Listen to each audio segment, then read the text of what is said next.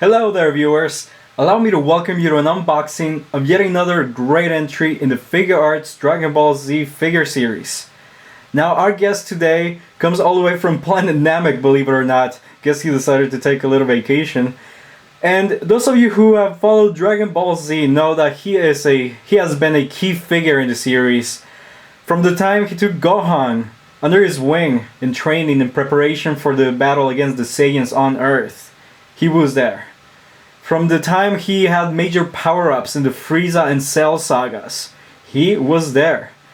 From the time he had to train Goten and Trunks to master the fusion technique in order to defeat Majin Buu as they were the last hope for Earth, he was there. He has always been there, and now please welcome him to the Battlescars studio, Mr. Piccolo, in the flesh himself. So, we're gonna be looking at this awesome figure and see how he adds up. I can't wait to finally see this figure. I think this is actually one of the early releases in this figure series, and he's a little more rare now to find. You know, he's kind of hard to find. Mr. Piccolo always hang out with Cammy in his palace. So he's a little hard to find now, but you can still find him on eBay and Amazon actually, and so a few other websites, but his price has gone up. So he's definitely a great addition to this collection. But so here he has the standard Figuarts packaging, and actually one thing that I haven't done until this point is actually show you the box. So let me take a minute and first apologize for not doing that, but let me show you a little bit of the box that these figures come in. They usually come with this awesome like profile picture here on the side of the characters in like this dot design. Then in the back we see a little bit of information on the figure itself, and of course this one's all in Japanese, and so can't really read that for you. And notice here the Dragon Ball Kai logo. So these figures I think were first released when Dragon Ball Kai was coming out. Here we have the Bandai logo. And you know, a few of them have actually been released since then. And a lot of them actually have English text in the back. So like I will show you in the next upcoming figures that the text is not only in Japanese. This one is strictly Japanese, but just know that not all of them have been in Japanese, as you will see. And actually a couple of them have been exclusives in the Comic-Con, in the San Diego Comic-Con. So I will be showing you those as well. Looks like we have an instruction booklet, you know, pretty standard I guess, showing you how to place his head and whatnot. But I guess we can skip that and we can move right into the figure. Now he comes in, I guess, in kind of 3 layers. Notice his cape in the back. His cape gets a whole sheet of plastic all for itself. He's just that cool. So there is the iconic Piccolo cape, and then he and his accessories come in another layer of plastic packaging. So here we go. And here, let me see if I can pull him out of here. Here we have the figure. And I gotta say, he is a really good looking figure. The colors, notice the colors. I'm gonna move the camera a little bit for you.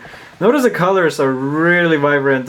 You know, for some reason my camera is picking up his clothes and making them a little too blue actually. Maybe it's just the setting that I have it in. But in reality they're a lot more purple. So just know that even though my camera is kind of throwing it off, his suit really does look like it does in the anime. It's that iconic Piccolo purple suit.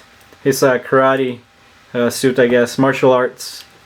So martial arts suit. So we're gonna go over the figure first, and then go over the accessories that it comes with. And of course, you can expect from a Figuarts figure really awesome articulation, really well thought out design, and really good execution in all the mechanical joints and mechanisms for articulation. So let's go over and we're gonna start here at the head. His head sits on the ball joint. His head is actually removable because he does come with several heads that you can exchange. So it sits on the ball joint, and let me see if I can put it back on. Oh, it looks really weird. There we go. So his head goes all the way around like so. Although I always, I don't know why that would be necessary. So you get pretty good side-to-side movement. His head doesn't really have much movement in terms of going up and down. It kind of goes slightly down, but not too much. Let me get a close-up here so you can see. So not really much movement up and down, but really good movement side to side. His neck also moves a little bit, as you can see. Kind of moves from side to side, and that's where you get all the movement for up and down. It's the neck that it's actually sitting on a joint that goes into the torso.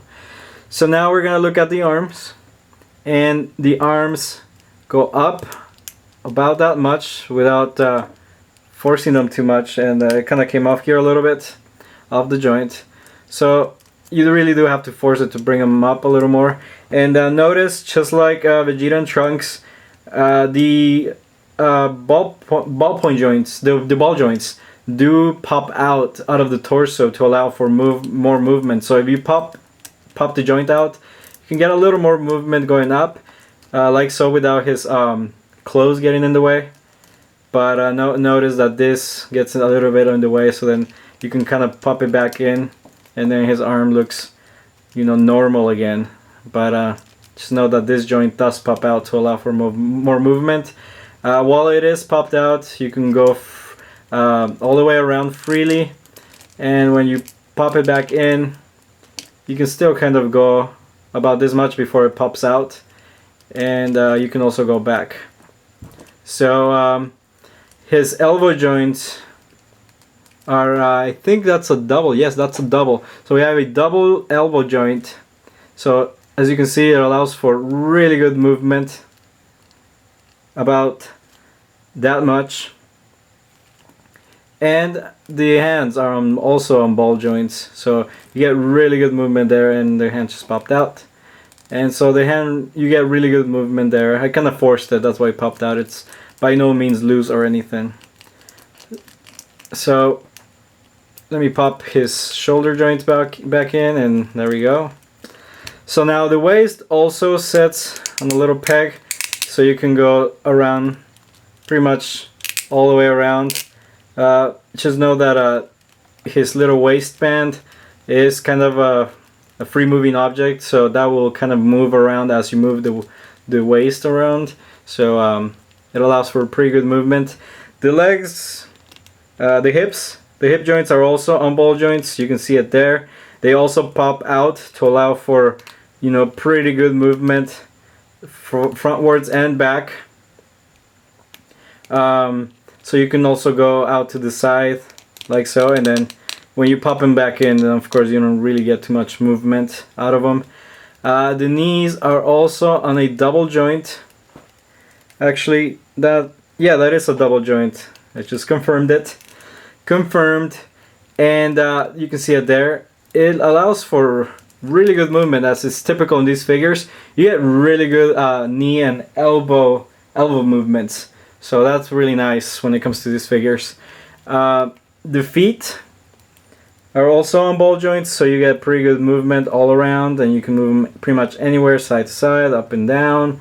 And then the toes are on a hinge joint, and they just move up and actually all the way down also. Though that looks really weird, and I don't think we will need to be doing that for any poses or anything. So don't worry, Piccolo, it won't hurt your toes. So there we go, and this figure is a little taller than the others, and I'll show you a little comparison. But he does stand pretty well on his feet. Now let me show you some of the accessories that it comes with. He comes with two different sets, two different heads, two extra heads. We have the iconic Piccolo and his little hat, his turban, I guess you can call it. Let me get a closer look at this so you guys can see.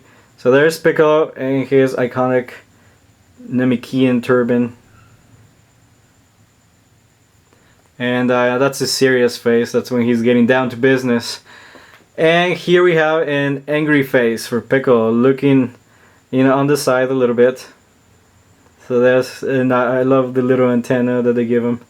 You know, he's a little antenna, and you see some veins, nice detail on the back of the head. Some veins popping out, as he is definitely angry. You don't want to see that face. And then we have the regular Piccolo face without his turban. Now he does come with a few different sets of hands. He comes with his the hand has the two fingers sticking out of it for his special attack, his special finishing technique. So you can switch that pretty easily. And you just take the hand off, and then you see the ball joint there. And did I use the wrong hand? I did use the wrong hand. Wrong hand, sorry. So here's the ball joint. And you can just attach it like so. Pretty easily, pretty straightforward. And then that's when you know that Piccolo is serious. I guess you can kind of get some pretty awesome poses out of him for his attacks. And then he has another set of hands that I guess are his claw hands here. And then there's and then we have just another set of hands. There are his blasting hands. I guess when he's blasting some energy wave at someone, which so it goes on like so, pretty easily. So pretty good. The hands you can exchange really easily. It's not difficult at all. The hand as well. The head also you can just take off and pop the next head right into the ball joint. It's always tricky because it always kind of moves. So let me see if I can. There we go. So his head just pops in there like so. And now let me show you his cape. So he has this little piece that goes in the front here, or you can have this ripped up version here also. Notice it's exactly the same piece that fits in his neck, but this one's a little little battle damaged version. But his cape will set on the other piece, in this piece actually, using those little pegs there that you see there. And so the cape, oh, you have to remove his head for that. And so you can just bring down his cape onto the torso. It's a little tricky to do because you have that space there, but I guess if you can just get the joints to snap together properly, and you're all set.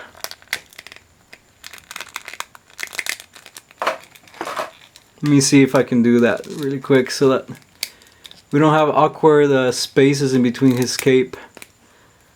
I guess that's a little more difficult than I thought. Let me see if these snap properly together. So see, this one is actually rubber. It's really flexible rubber.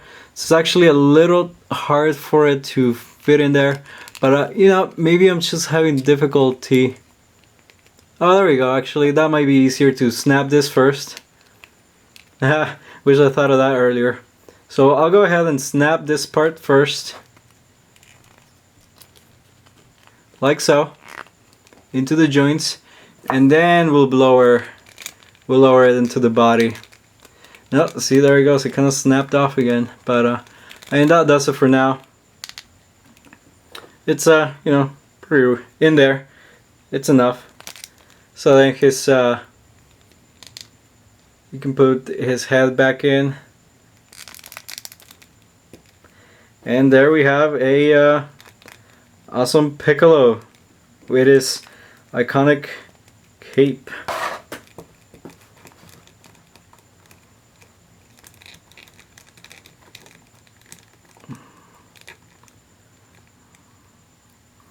You know, he has this threatening face on. His cape kind of sits weird on his body. Let me switch out the hands here. It's a little, it's angled a little bit.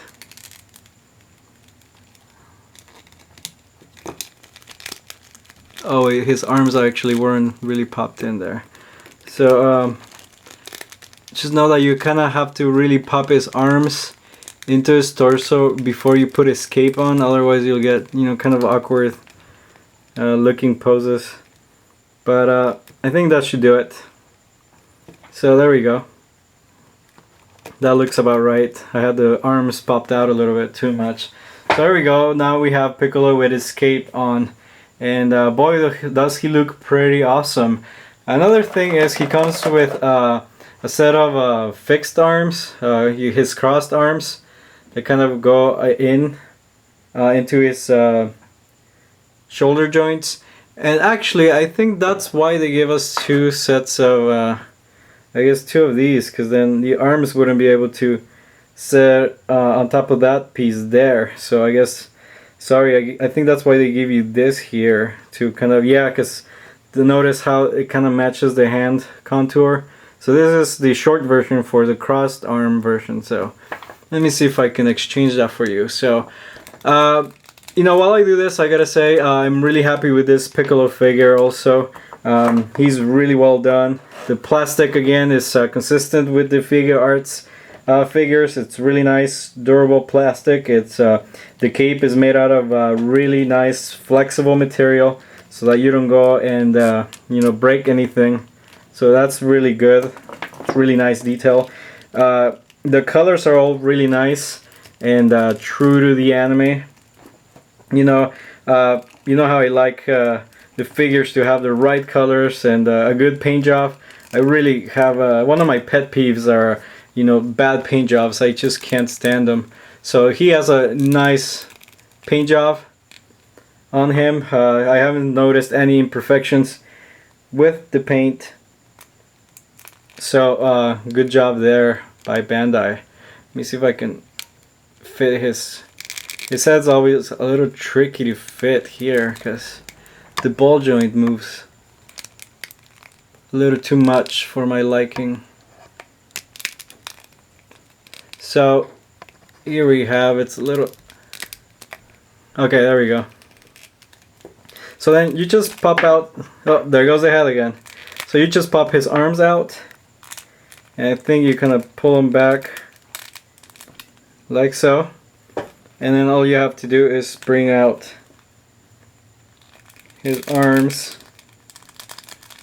It's kind of difficult to do it behind camera, but there we go. Nicely in there. They sit nicely in there, and now we are gonna put his head back on. I want to have a figure with no head. The cape kind of sits a little too high, I think. You know, I think it's just me not doing it right. The head wasn't sitting on the ball joint too good, so you know, it's always my struggles with these figures. Okay, I think I got it. So finally we have Piccolo in his typical pose of you know, with his arms crossed, and let me tell you, he looks pretty awesome in that pose. And so I'm gonna bring out my Vegeta and Trunks figures just to give you a little bit of a context. Because as you know, Piccolo is pretty tall in this series, and so you can notice he towers above Vegeta, and Trunks is actually a little shorter than Vegeta, just by a hair. You can kind of tell here. Not much of a difference, but there is a difference in their height. I think they have very specific heights. So here we have Vegeta and we have Trunks. So Piccolo is significantly taller, but still a pretty awesome addition to the collection. And so I think that about does it. I think I've covered everything, and had a little difficulty with some of the attachments, but like I said, once you get it dialed in, you get it done. These figures are, I mean, at least for my purposes, they're mostly for displaying. I don't intend to really move them too much unless I feel like switching the pose a little bit. But I mean, once I get the pose done, it shouldn't be too much of a problem. It stands nicely. They all stand nicely. All the accessories are snapped together nicely. Nothing falls off. And as you can tell, they look really, really epic together. Now that is an epic pose there. They look really well together. All the paint, it's just really awesome. All the colors complement each other, just like in the anime. And so I'm really happy to have these three now. And that brings us to the end of this video. Please look forward to more videos in this series. I have a few more figures to review and go over, and I'll have you know that there is another figure on the way. It's gonna be released in December. It's a Cell figure. It's a Figuarts Cell figure, so I'll be looking forward to that one, and I'll definitely do an unboxing and review. But for now, we have a few more to go, and I think you're gonna like them, so stay tuned. Well, until next time, see you guys later.